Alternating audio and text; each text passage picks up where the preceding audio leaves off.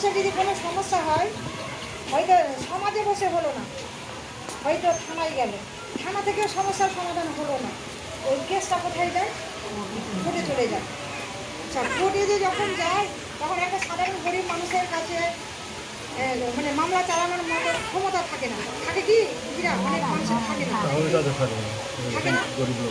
তাহলে ওনারা কোথায় যাবে? জানা আছে? মানুষের জানা আছে? আপনারা কি জানেন যে কোথায় গেলে মানে পরিষেবাটা পাবো?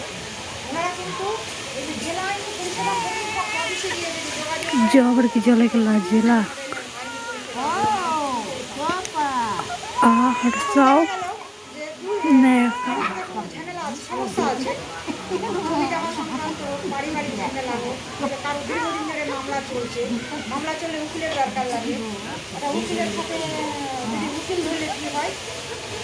ভোট লাগে, চার্জ দিতে হয় ওনাকে,